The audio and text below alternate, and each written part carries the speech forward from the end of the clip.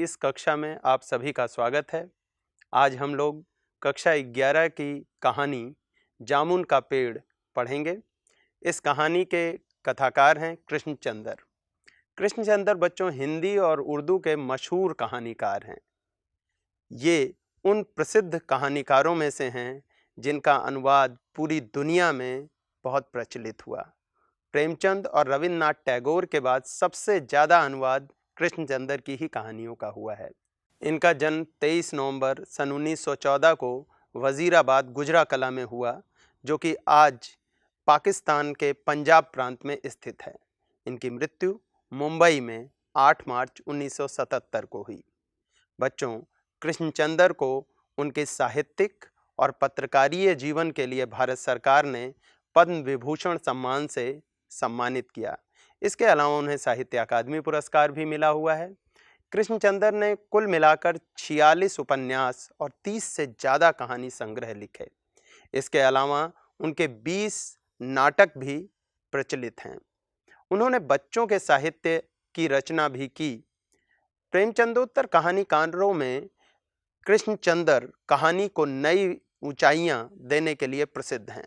प्रगतिशील लेखक संघ के साथ कृष्णचंद्र का गहरा संबंध था। उन्होंने प्रगतिशील लेखक संघ में शामिल होने के बाद अपनी कहानियों को एक नया मोड़ दिया। उनकी कहानियां आम जन के साथ जुड़ी। लेखन को ही कृष्णचंद्र ने अपनी रोजी रोटी का जरिया बनाया। कृष्णचंद्र की प्राथमिक शिक्षा जम्मू कश्मीर में हुई थी। उच्च शिक्षा के लिए वे सन 1930 में लाहौर आ गए, जहां पर उन्होंने फॉरमैन क्रिश्चियन कॉलेज से अपनी ग्रेजुएशन कंप्लीट की। इसके बाद 1934 में पंजाब विश्वविद्यालय से उन्होंने अंग्रेजी में एमए किया। बाद में उनका जुड़ाव फिल्म जगत से हो गया और जाहिर सी बात है इस वजह से वे मुंबई आ गए और अंतिम समय तक मुंबई में ही रहे। कृष्णचंद्र ने उपन्यास, नाटक, रिपोर्टाज और लेख भी बहुत लिखे हैं, लेकिन उनकी असली पहचान कहानीकार के रूप में ही हुई। महालक्ष्मी का पुल, आईने के सामने आदि उनकी मशहूर कहानियां हैं। उनकी रचनाओं पर यदि हम बात करें तो गिरजा ए खंदक उनका कहानी संग्रह है और यूकेलिप्टिस की डाली ये भी उनका कहानी संग्रह है। इसके अलावा उनके प्रसिद्ध उपन्यास थे शिकस्त, जरगांव की रानी, जब खेत जागे, आसमान रोशन है, हम वहशी हैं, अन्नदाता, एक गधे की आत्मकथा, सड़क वापस जाती है, 52 पत्ते, एक वायलिन, समंदर के किनारे, कागज की नाव, मेरी यादों के किनारे। बच्चों, कृष्णचंद्र काव्यात्मक रोमानियत और शैली की विविधता के कारण हिंदी कहानी के क्षेत्र में अपना अलग मुकाम रखते हैं। इनकी कहानियों में एक अजीब प्रकार का व्यंग हमें देखने को मिलता है। इनकी शुरुआत, जैसा कि मैंने आपको बताया, उर्दू कहानियों से होती है। उर्दू कथा साहित्य में वे अपनी अनूठी रचनाशीलता के लिए प्रसिद्ध हैं। उनके लेखन पर प्रगतिशील लेखक संघ का प्रभाव था, इसलिए उनका लेखन यथार्थवादी नज़रिए से संपन्न हुआ है। उनके संपूर्ण लेखन में समय और समाज की विडंबनाओं पर कटाक्ष करती हुई व्यंग की एक विशिष्ट भंगिमा रहती है। आशय यह है कि उनके लेखन में व्यंग इस तरह से आता है मानो वह उसका एक अभिन्न हिस्सा हो। इस दृष्टि से उनकी कुछ रचनाएं तो बहुत सराही गई, जैसे एक गधे की आत्मकथा बहुत सराहनीय रचना रही उनकी। जामुन का पेड़ भी प्रसिद्ध हास्य व्यंग कथा ही है और यह कहानी हालांकि व्यंग की पुरानी परिपाटी के अनुसार ही है, यानी इसमें अनुपात से ज़्यादा फैलाव है। इसमें बातों को बढ़ा चढ़ाकर अतिशयोक्तिपूर्ण ढंग से और अविश्वसनीय घटनाओं को भी जोड़ा गया है, लेकिन बावजूद इसके इस कहानी को पढ़ते हुए हम लगातार सरकारी तौर तरीकों और लाल फीताशाही पर व्यंग होता हुआ देखते हैं। हम सरकारी मशीनरी और कार्यालयों की असंवेदनशीलता और अमानवीयता से भी रूबरू होते हैं और हम समझ पाते हैं कि किस प्रकार से यह कहानी अपने आप में आम जन के दुख को व्यक्त करने वाली कहानी है। आइए बच्चों, अब मैं आपको कहानी जामुन का पेड़ की तरफ लेकर चलता हूँ। मैं आपको कहानी सुनाऊंगा भी और उसके अर्थ को समझाऊंगा भी। रात को बड़े जोर का झक्कड़ चला।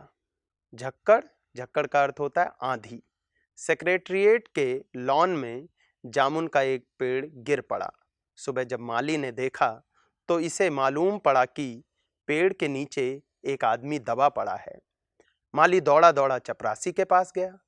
चपरासी दौड़ा दौड़ा क्लर्क के पास गया। क्लर्क दौड़ा दौड़ा सुपरिंटेंडेंट के पास गया। सुपरिंटेंडेंट दौड़ा दौड़ा बाहर लॉन में आया। मिनटों में गिरे हुए पेड़ के नीचे दबे हुए आदमी के गिर्द मजमा इकट्ठा हो गया। आशय यह है कि यह पूरी घटना इस बात को दिखाती है कि माजरा तो बस इतना सा था कि एक पेड़ गिर गया था और नीचे एक आदमी दब गया था। इस पेड़ के गिरने से दबे हुए आदमी को मुक्त करना असली कार्य था। लेकिन हम देख रहे हैं कि पेड़ जब गिरा तो माली ने देखा। माली ने उस पेड़ को हटाने की कोशिश करने के बाद उसकी सूचना क्लर्कों तक पहुंचाई। क्लर्क ने सुपरिंटेंडेंट तक पहुंचाई।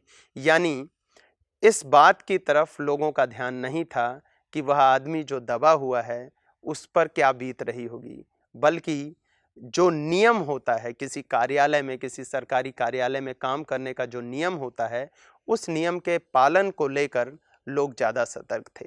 बेचारा जामुन का पेड़ कितना फलदार था, एक क्लर्क बोला, और इसकी जामुनें कितनी रसीली होती थी। दूसरा क्लर्क याद करते हुए बोला, मैं फलों के मौसम में झोली भर के ले जाता था। मेरे बच्चे इसकी जामुनें कितनी खुशी से खाते थे। तीसरा क्लर्क लगभग रुआंसा होकर बोला। तो देखा आपने, इन सभी का ध्यान अपने अपने हित पर, अपने अपने स्वार्थ पर है। ये सभी इस बात को लेकर चिंतित हैं, दुखी हैं कि जामुन का एक फलदार वृक्ष गिर गया, लेकिन इस बात को लेकर उनमें से कोई भी चिंता व्यक्त नहीं कर रहा है कि एक आदमी भी उस वृक्ष के नीचे दब गया है। बच्चों, ये कहानी एक तरह से उस व्यवस्था की तरफ भी व्यंग करती है जहाँ पर मनुष्य की कीमत कुछ भी नहीं है, बल्कि संपत्ति की कीमत ज़्यादा है मनुष्य से। मगर ये आदमी, माली ने दबे हुए आदमी की तरफ इशारा किया। हाँ, यह आदमी सुपरिंटेंडेंट सोच में पड़ गया। पता नहीं जिंदा है कि मर गया, एक चपरासी ने पूछा।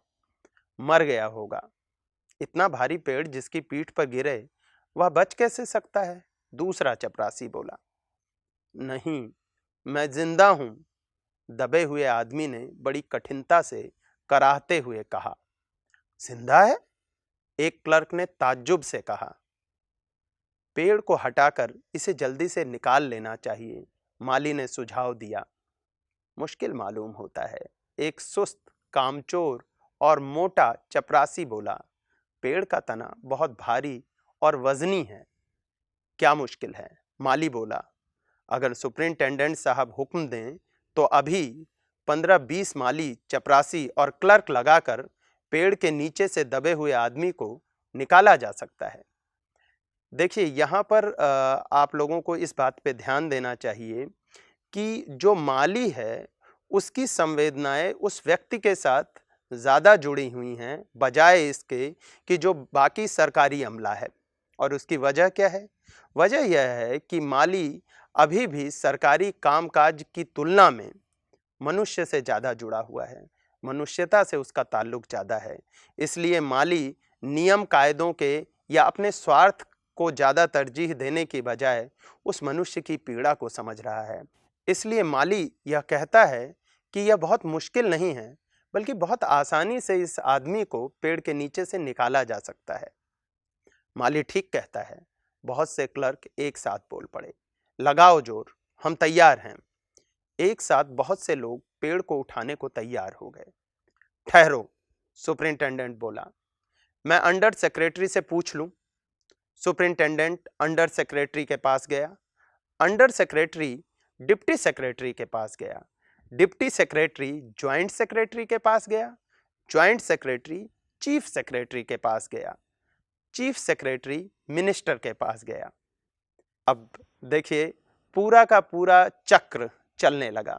सरकारी कामकाज का जो तरीका होता है वह तरीका एक तरह से शुरू हो गया। सुपरिंटेंडेंट ने रोक दिया कि इस तरह की किसी भी घटना पर या किसी भी सरकारी कार्यालय में घटना का एक तरीका होता है, जिसको हम लोग अक्सर कहते हैं कि प्रोसेस है, एक तरीका है सरकारी कार्यालयों के काम करने का। और जो पदानुक्रम है, यानी कौन किस पोस्ट पर है, धीरे धीरे फाइल अगली पोस्ट की तरफ, फिर अगली पोस्ट की तरफ, फिर अगली पोस्ट की तरफ, अंत में जो उच्च पद पर आसीन होता है वह निर्णय लेता है और फिर से फाइल नीचे तक आती है। तो जहां पर काम सचमुच में होना होता है, उस मेज तक आते आते बहुत समय बीत जाता है। और लगभग ऐसा ही इस कहानी में भी हम देख रहे हैं कि कहाँ तो एक आदमी की, एक बेचारे मनुष्य की जान सांसत में फंसी हुई है, वह पेड़ के तने के नीचे दबा हुआ है, उसकी जीवन रक्षा पहला उद्देश्य होना चाहिए। लेकिन यहाँ सरकारी कर्मचारी या सरकारी विभाग अपने नियम को, अपने तौर तरीके को अपनाने से नहीं चूकते और वे कहते हैं कि फाइल सुपरिंटेंडेंट से सेक्रेटरी, सेक्रेटरी से ज्वाइंट सेक्रेटरी होते हुए चीफ सेक्रेटरी और मिनिस्टर तक जाएगी। तो मिनिस्टर ने चीफ सेक्रेटरी से कुछ कहा, चीफ सेक्रेटरी ने ज्वाइंट सेक्रेटरी से कुछ कहा, ज्वाइंट सेक्रेटरी ने डिप्टी सेक्रेटरी से कुछ कहा, डिप्टी सेक्रेटरी ने अंडर सेक्रेटरी से कहा। फाइल चलती रही। इसी में आधा दिन बीत गया। दोपहर के खाने पर दबे हुए आदमी के चारों ओर बहुत भीड़ हो गई। लोग तरह तरह की बातें कर रहे थे। कुछ मनचले क्लर्कों ने समस्या को खुद ही सुलझाना चाहा। वे हुकूमत के फैसले का इंतजार किए बिना पेड़ को अपने आप हटा देने का निश्चय कर रहे थे कि इतने में सुपरिंटेंडेंट फाइल लिए भागा भागा आया।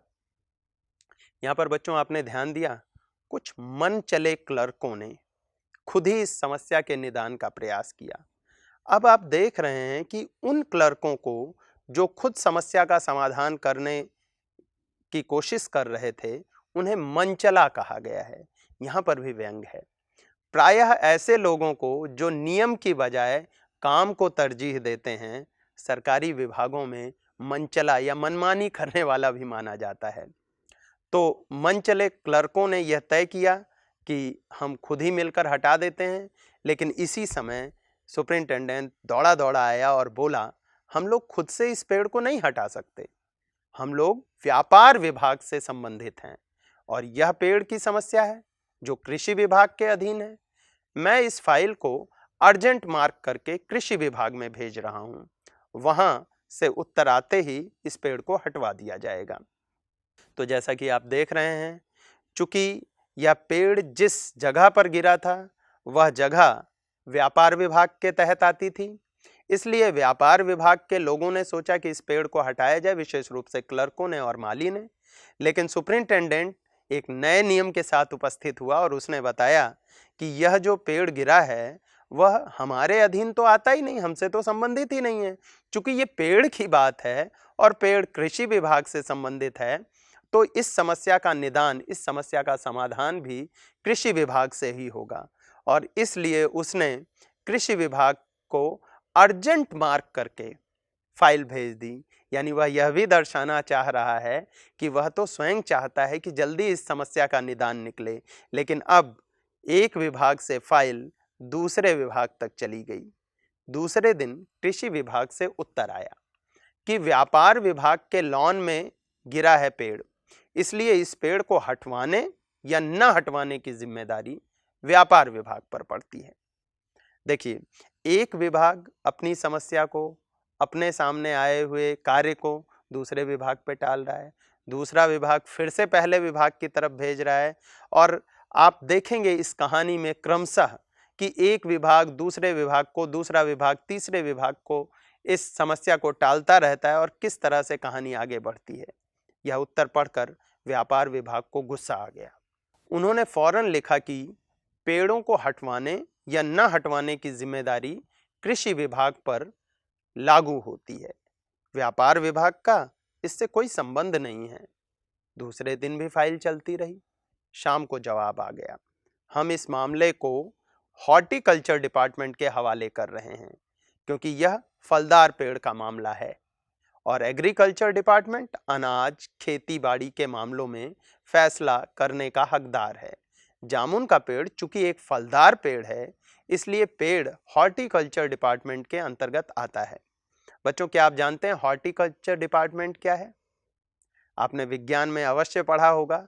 हॉर्टिकल्चर दरअसल उन वृक्षों से संबंधित होता है जिन वृक्षों में फलों की उपज ली जाती है, यानी कुल मिलाकर यह फल की कृषि से संबंधित है। तो कृषि विभाग ने अपने ऊपर आई हुई इस बात को, अपने लिए आए हुए इस कार्य को आगे की तरफ सरका दिया हॉर्टिकल्चर विभाग की तरफ कि यह समस्या चूंकि जामुन के पेड़ की है और हम जानते हैं कि जामुन फल है और फलदार पेड़ की जिम्मेदारी हॉर्टिकल्चर डिपार्टमेंट की है, इसलिए इस फाइल को हम आगे भेजते हैं हॉर्टिकल्चर डिपार्टमेंट के पास। रात को माली ने दबे हुए आदमी को दाल भात खिलाया, जबकि उसके चारों तरफ पुलिस का पहरा था कि कहीं लोग कानून को अपने हाथ में लेकर पेड़ को खुद से हटवाने की कोशिश न करें। मगर एक पुलिस कांस्टेबल को दया आ गई और उसने माली को दबे हुए आदमी को खाना खिलाने की इजाजत दे दी। देखिए यहाँ पर अब उस पूरे पेड़ और उस व्यक्ति के चारों तरफ पुलिस का पहरा था। और पहरा किस लिए था? पहरा समस्या के समाधान के लिए नहीं था, उस आदमी की जान बचाने के लिए नहीं था, बल्कि इस बात के लिए था कि कहीं लोगों को दया ना आ जाए और लोग उस पेड़ को हटा ना दें, जो कि कानूनी रूप से ठीक नहीं था, गैर कानूनी था, क्योंकि सरकारी पेड़ गिरा है तो उसका हटना भी सरकारी नियम कायदों से बंधा हुआ है। लेकिन फिर भी एक पुलिस कांस्टेबल को दया आ गई और उसने माली को इजाजत दी कि माली उस आदमी को खाना खिला सकता है। माली ने दबे हुए आदमी से कहा, तुम्हारी फाइल चल रही है, उम्मीद है कल तक फैसला हो जाएगा। दबा हुआ आदमी कुछ नहीं बोला। माली ने पेड़ के तने को ध्यान से देखकर कहा, अच्छा हुआ कि तना तुम्हारे कूल्हे पर गिरा, अगर कमर पर गिरता तो रीढ़ की हड्डी टूट जाती। दबा हुआ आदमी फिर भी कुछ नहीं बोला। तो देखा बच्चों आपने, मालिक किस तरह से उस आदमी की चिंता करता है, उसके साथ जुड़ा हुआ है, उसे दिलासा देने की कोशिश करता है। यहाँ तक कि माली को इस बात की भी चिंता है, वो उस आदमी से कहता है कि अच्छा हुआ पेड़ तुम्हारे कूल्हे पर गिरा, अगर पेड़ तुम्हारे कूल्हे के नीचे कमर पर गिर जाता तो मुश्किल हो जाती। मुश्किल क्यों हो जाती? मुश्किल इसलिए हो जाती क्योंकि तब रीढ़ की हड्डी टूट जाने की संभावना थी। आशय यह है कि जिस प्रकार से हम किसी रोगी को, किसी बीमार व्यक्ति को, किसी परेशान व्यक्ति को यह बताने की कोशिश करते हैं कि तुम्हें जो दुख है वह दुख इतना बड़ा नहीं है, तुम्हारा दुख छोटा है, इससे बड़ा दुख हो सकता था, भगवान ने तुम्हें बचा लिया। जैसा कि आपने 3 इडियट फिल्म में भी सुना होगा, ऑल इज वेल एक जुमला बोला जाता था। उससे दुख नहीं कम हो जाता, लेकिन दुख को सहन करने की शक्ति आ जाती है। तो उसी प्रकार से माली भी उस दबे हुए आदमी को दिलासा दे रहा है और वह उम्मीद कर रहा है कि उससे दुख उसका कुछ कम होगा। यही नहीं, वह उससे कहता है, तुम्हारा यहाँ कोई वारिस है तो मुझे उसका अता पता बताओ, मैं उन्हें खबर देने की कोशिश करूँगा। यानी माली उसके परिजनों को, उसके परिवार के लोगों को भी खबर देने की बात करता है। इससे एक भरोसा जगता है उस आदमी के भीतर जो कि पेड़ से दबा हुआ है। वह आदमी इन सभी बातों पर कोई जवाब नहीं देता है, लेकिन इस बात पर जो कि माली ने उससे कहा कि तुम्हारा कोई वारिस हो, उसको मैं बता देता हूँ, आदमी जवाब देता है और कहता है, मैं लावारिस हूँ। दबे हुए आदमी ने बड़ी मुश्किल से कहा, यानी वह आदमी बहुत मुश्किल से अपने दर्द को जज्ब करने की कोशिश कर रहा था। और इसीलिए जो माली उसे दिलासा देने की बातें कर रहा था, उन बातों का वो कोई जवाब नहीं देना चाह रहा था, क्योंकि वह जानता था कि ये सारी बातें अर्थहीन बातें हैं। लेकिन जब वारिस की बात आती है तब वह जवाब देता है कि वह लावारिस है, यानी उसका कोई वारिस नहीं है, उसके परिवार में कोई ऐसा नहीं है जो उसकी देखभाल कर सके। माली खेद प्रकट करता हुआ वहां से हट गया। तीसरे दिन हॉर्टिकल्चर डिपार्टमेंट से जवाब आ गया। बड़ा कड़ा जवाब था और व्यंग्यपूर्ण।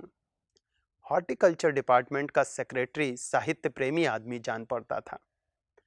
इसने लिखा था, आश्चर्य है, इस समय जब हम पेड़ उगाओ स्कीम ऊंचे स्तर पर चला रहे हैं, हमारे देश में ऐसे सरकारी अफसर मौजूद हैं जो पेड़ों को काटने का सुझाव देते हैं, और वह भी एक फलदार पेड़ को, और वह भी जामुन के पेड़ को, जिसके फल जनता बड़े चाव से खाती है। हमारा विभाग किसी हालत में इस फलदार वृक्ष को काटने की इजाजत नहीं दे सकता। हॉर्टिकल्चर विभाग से ये जो जवाब आया है, उस जवाब को सुनकर हैरत होती है। आखिर हॉर्टिकल्चर विभाग के अधिकारी ने क्या सचमुच में इस समस्या को समझने की भी कोशिश की? हॉर्टिकल्चर विभाग का जो अधिकारी है, उसका सारा ध्यान इस बात पर केंद्रित है कि यह एक फल के वृक्ष को काटे जाने की बात है। वह इस तरफ तो ध्यान ही नहीं दे रहा है कि यह फलदार वृक्ष एक व्यक्ति के ऊपर गिरा है, एक जिंदा मनुष्य के ऊपर गिरा है, और वह जिंदा मनुष्य उसके नीचे दबकर अपने जीवन की अंतिम घड़ी को गिन रहा है।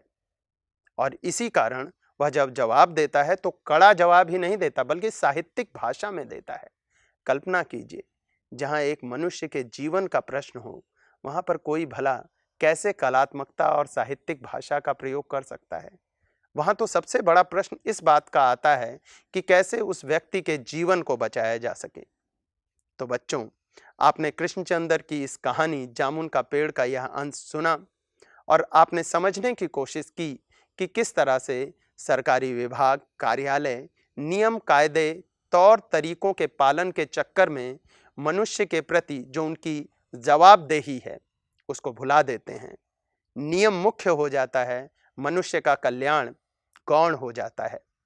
जबकि भारत का संविधान कहता है कि भारत एक कल्याणकारी राष्ट्र है, यानी पूरी की पूरी सरकारी मशीनरी इस बात पर केंद्रित होनी चाहिए कि मनुष्य का कल्याण कैसे हो।